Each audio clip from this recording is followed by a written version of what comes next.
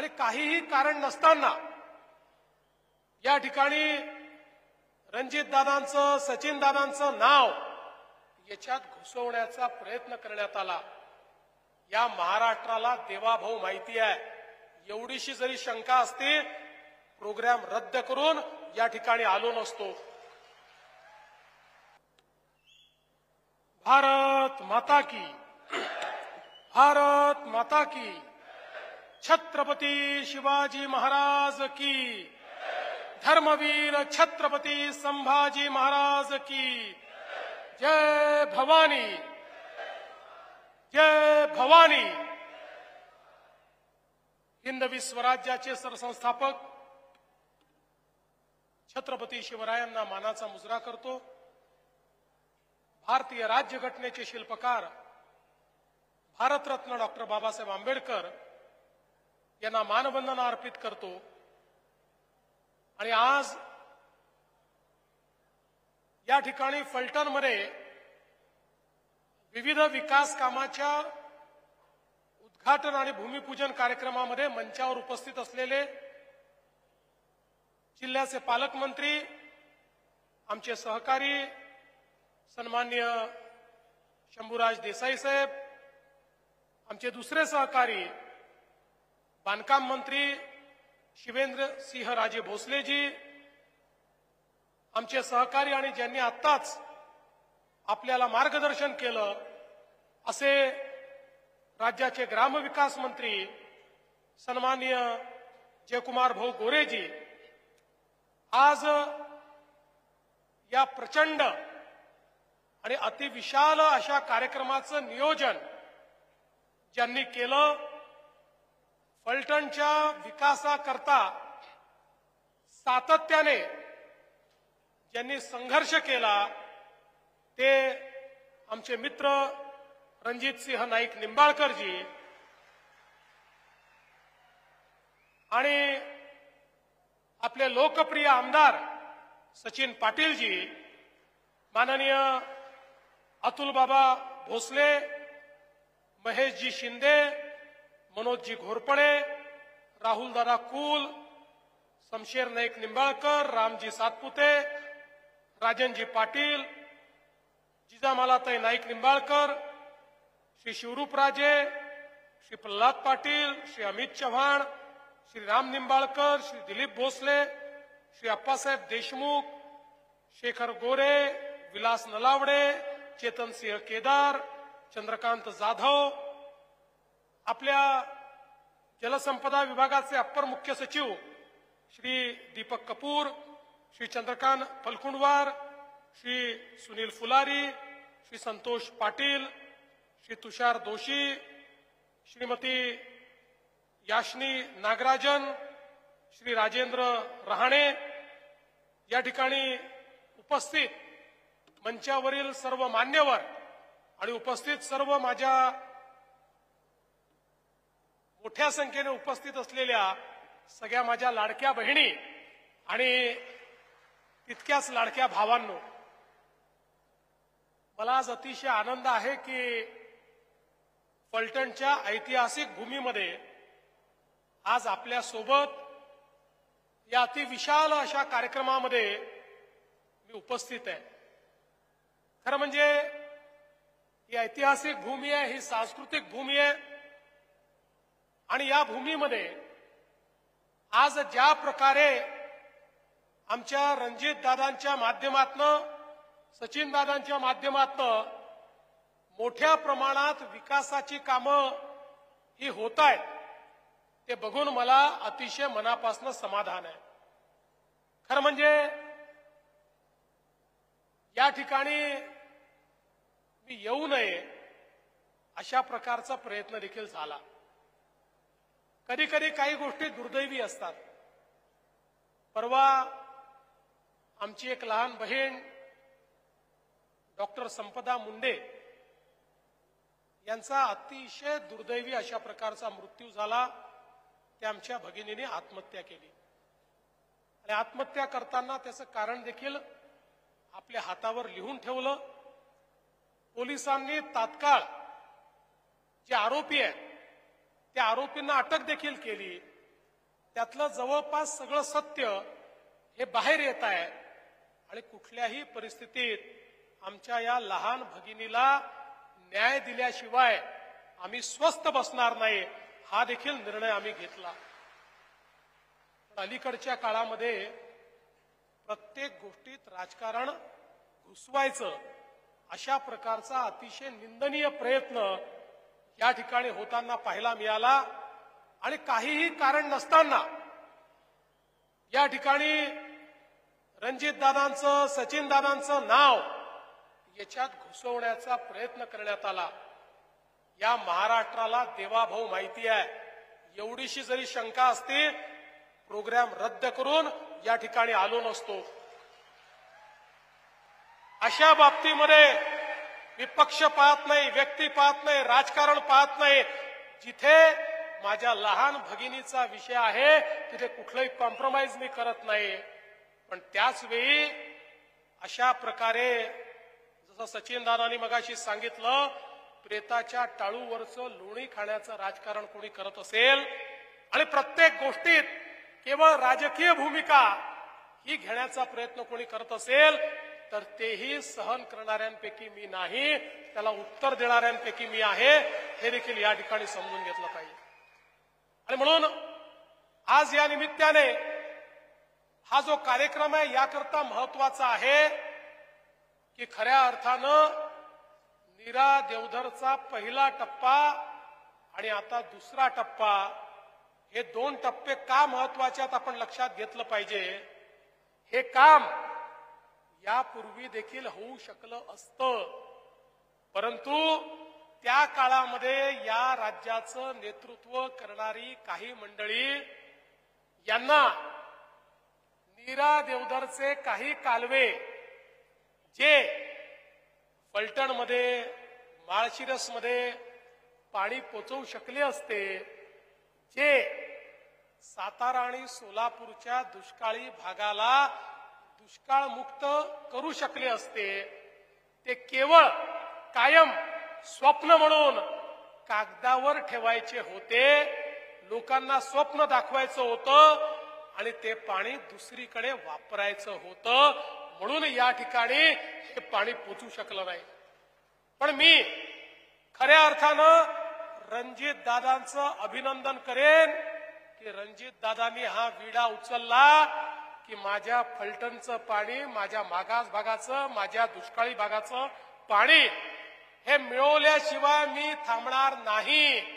आणि त्यांनी संघर्ष सुरू केला आणि मी देखील त्यांना सांगितलं की माझा जन्मच दुष्काळी भागाला पाणी देण्याकरता झालाय असं मी समजतो. त्यामुळे ही जी काही जबाबदारी मिळालेली आहे त्या जबाबदारीत दुष्काळी भागाला दुष्काळापासून मुक्त करायचं आहे. रणजित दादा तुम्ही काळजी करू नका, आपण मिळून हे काम करू. आणि मग रणजित दादा असतील, जयकुमार भाऊ असतील, आम्ही सगळ्यांनी मिळून माननीय प्रधानमंत्री महोदयांपासून तर राज्य सरकारपर्यंत सगळ्या प्रकारच्या अडचणी दूर केल्या. आणि आज मला सांगताना आनंद वाटतो, काही लोक सांगायचे ज्यावेळी रणजित दादांनी सांगितलं नीरा देवधरचं पाणी फलटण आणि माळशिरसला देऊ, त्यावेळी काही लोक सांगायचे हे शक्यच नाही आहे, हे होणारच नाही आहे, हे होऊच शकत नाही आहे. त्या लोकांना मी सांगतो हे झालेलं आहे, हे आम्ही करून दाखवलेलं आहे, हे शक्य करून दाखवलेलं आहे. आज बघा, आपण जर गेल्या 50 वर्षाचा माणचा इतिहास बघितला, माणदेशी माणसाबद्दल खूप लिहिलं गेलं, माणदेशाबद्दल खूप लिहिलं गेलं, पण जेवढं या ठिकाणी साहित्य निर्माण झालं ते सगळं साहित्य माणदेशाच्या दुष्काळावरचं साहित्य होतं. त्या सगळ्या साहित्यामध्ये माझ्या माणदेशातला पाण्याकरता तडफडणारा, पाणी केवळ डोळ्यात असणारा अशा प्रकारचा माणूस चित्रित झाला. माझा तो शेतकरी जो माणदेश सोडून कुठेतरी मुंबईपासनं तर अख्ख्या भारतामध्ये छोटं छोटं काम करण्याकरता गेलेला तो माणदेशी माणूस, त्याचं चित्र हे सातत्याने आपल्याला पाहायला मिळालं. कोणी हे म्हणायचं नाही की या पाण देशातला दुष्काळ दूर होऊ शकतो, पण आमच्या जयकुमार गोरेंनी तो विळा हातामध्ये घेतला, आम्ही त्याला पूर्ण पाठिंबा दिला, मोदीजींच्या सरकारनं पाठिंबा दिला. आज अवस्था अशी आहे की सगळी कामं पूर्ण झाल्यानंतर पाण देशातला दुष्काळ शोधावा लागेल, तो सापडणार नाही. पूर्णपणे त्या ठिकाणी हरित अशा प्रकारचा मानदेश तयार करण्याचं काम आम्ही करतो. आणि म्हणून खऱ्या अर्थानं नीरा देवधर असेल, जीए कटापूर असेल किंवा टेंबूचे वेगवेगळे टप्पे असतील, सांगोल्यासारखा भाग की ज्या भागामध्ये वर्षानुवर्ष त्या ठिकाणी गणपतराव देशमुखांनी जवळजवळ 40 वर्ष संघर्ष केला, पण तो संघर्ष कधी फळाला आला नाही. त्याही ठिकाणी पाणी पोचवण्याचं काम आम्ही केलं आणि गणपतरावांनी भऱ्या सभेमध्ये सांगितलं, इतके वर्ष मी जो संघर्ष केला, मला कधी वाटलं नाही हे पाणी पोचू शकेल, पण या ठिकाणी देवेंद्र फडणवीस आणि युतीच्या सरकारनं माझ्या सांगोल्यामध्ये पाणी पोचवलं. बंधू भगिनींनो, खऱ्या अर्थानं हा जो काही दिवस आपण पाहतोय हा संघर्षातनं उभा राहिलेला आहे. आणि हा संघर्ष हा केवळ या ठिकाणी पाणी पोचवण्याचा नव्हता, हा संघर्ष अन्यायाच्या विरोधात होता. काही लोकांनी प्रगत पश्चिम महाराष्ट्राच्या नावाखाली सगळी प्रगती आपल्याकडे ओढायची आणि इतरांना मात्र अप्रगत ठेवायचं, इतरांना उपाशी ठेवायचं, इतरांना त्या ठिकाणी पूर्णपणे कोरडं ठेवायचं, अशा प्रकारच्या प्रवृत्तीच्या विरुद्ध हा संघर्ष होता. आणि म्हणून आज ज्यावेळी हे काम होताना बघितलं त्यावेळी रणजितदादांच्या डोळ्यात पाणी आलं, कारण त्यांनी केलेला जो संघर्ष होता तो संघर्ष आज पूर्णत्वाकडे जाताना आपल्याला पाहायला मिळतोय. पण रणजितदादा, अजून तुम्हाला खूप काम करायचं आहे, अजून तुमच्या हातून खूप मोठी मोठी कामं व्हायची आहेत. अरे बाज की असली उड़ान अभी बाकी है, तुम्हारे इरादों का इम्तिहान अभी बाकी है. अरे अभी तो नापी है मुट्ठी भर जमीन तुमने, अभी पूरा आसमान बाकी है. आणि म्हणून चिंता करू नका, आम्ही पूर्ण ताकदीने तुमच्या पाठीशी आहोत. या ठिकाणी हा जो संघर्ष तुम्ही हातामध्ये घेतलाय हा पूर्ण केल्याशिवाय आपण थांबणार नाही. आज तुम्ही बघा, या ठिकाणी इतक्या वेगवेगळ्या गोष्टी झालेल्या आहेत. प्रशासकीय इमारत असेल, वेगवेगळ्या पोलीस स्टेशनच्या इमारती असतील. खरं म्हणजे या ठिकाणी सगळ्या प्रकारची व्यवस्था ही आता रणजितदादा, सचिनदादांनी अशा प्रकारे केली आहे की ज्या ज्या गोष्टी जिल्ह्याच्या ठिकाणी असतात त्या सगळ्या गोष्टी आता फलटणला ते घेऊन आलेले आहेत. आता जिल्हा मागू नका एवढीच तुम्हाला विनंती आहे, नाहीतर परत एक नवीन संघर्ष या ठिकाणी सुरू होईल. आणि आता आमची कुठल्याही नवीन संघर्ष सुरू करण्याची या ठिकाणी तयारी नाही. पण निश्चितपणे ही सगळ्या या ज्या प्रशासकीय इमारती आहेत, कोर्ट आहे, या ज्या सगळ्या गोष्टी आपण या ठिकाणी केलेल्या आहेत, यामुळे नागरिकांचं जे जीवन आहे हे जीवन मोठ्या प्रमाणात सुकर होणार आहे. आज खरं म्हणजे इथे येत असताना मला असं वाटलं की आता खूप गोष्टी झालेल्या आहेत, त्यामुळे आता त्या गोष्टींबद्दल आभार आपला मानला जाईल तो तुम्ही मानलाच, आणि मग आपण या ठिकाणी भाषण करू आणि मग इथनं जाऊ. पण आल्याबरोबर रणजितदादांनी हळूच माझ्या हातामध्ये 11 नवीन मागण्याचा कागद दिला. 11 नवीन मागण्या. माझ्या हे लक्षात आलं की मारुतीच्या शेपटी उत्तर रामायण घडलाय ना इथे, त्याच्यामुळे रामायणाचा संबंध आहेच. त्यामुळे या ठिकाणी मारुतीच्या शेपटीसारख्या रणजितदादाच्या मागण्या काही संपणार नाही आहेत आणि त्या संपूही नये. जो खरा जननेता असतो तो कधीच या ठिकाणी कुठल्याही बाबतीत सॅटिस्फाय होऊ शकत नाही. जोपर्यंत शेवटच्या माणसाचा विकास होत नाही तोपर्यंत त्याला त्या ठिकाणी समाधान लाभत नाही. आणि म्हणून आज त्यांनी अनेक मागण्या माझ्याकडे केल्या. मग त्याच्यामध्ये पाडेगाव, मुरुम, साखरवाडी, जिंती, फलटण, कोळंकी ते शिंगणापूर हा रस्ता MSIDCच्या माध्यमातून केला पाहिजे. आणि अर्थातच आपल्याला माहिती आहे की या रस्त्याचं ऐतिहासिक महत्व काय आहे, त्यामुळे दादा काळजी करू नका, MSIDCच्या मार्फत हा रस्ता, कारण तुम्ही या ठिकाणी बांधकाम मंत्र्यांनाही बोलवलेलं आहे आणि इतके हुशार लोक आधीच जाहीर केलं की बांधकाम मंत्री आमचे जावई आहे, त्यामुळे आता जावयाला सासूरवाडीमध्ये काही नाही म्हणता येईल का, त्यामुळे जावयांच्या वतीनं मीच या ठिकाणी आश्वासित करतो. बरं, फलटणचे लोक एवढे हुशार आहे, मी जावयांना विचारलं, जावई म्हणाले हो चांगलं आहे सगळं, आता फलटणच्या मुली आम्ही केल्या आहेत त्यामुळे आमचं सगळं चाललेलं आहे. लगेच फलटणचे लोक येऊन आम्हाला सांगतात हे सगळे जावई जे आमचे इतके मोठे झाले कारण आमच्या मुलींचंच भाग्य मोठं होतं म्हणूनच हे मोठे झाले. अशा प्रकारे त्या ठिकाणी एक मेघ देखील आमच्या फलटणच्या लोकांनी दिलेली आहे. पण निश्चितपणे हे कार्य जे आहे ते आपण पूर्ण करू आणि त्याचसोबत बाणगंगा नदीचा समावेश हा अमृत 2 मध्ये करण्याच्या संदर्भात आपण जे सांगितलेलं आहे त्या संदर्भातलं देखील कार्य आपण पूर्ण करू. न्यायालयाची स्वतंत्र इमारत तुम्ही मागितलेली आहे, निश्चितपणे न्यायालयाची स्वतंत्र इमारत देखील देण्याचं काम आपण करू. आणि माळशिरस तालुक्यातल्या पाण्यापासून वंचित असलेल्या 22 गावांचा समावेश आणि त्याला पाणी देण्याच्या संदर्भातला निर्णय आमचे रामभाऊ सातपुते देखील या ठिकाणी आलेले आहेत. या संपूर्ण म्हणजे माळशिरस पर्यंत पाणी नेण्याच्या या रणजित दादांच्या सगळ्या संघर्षामध्ये त्या ठिकाणी राम सातपुते त्यांच्या खांद्याला खांदा लावून होते.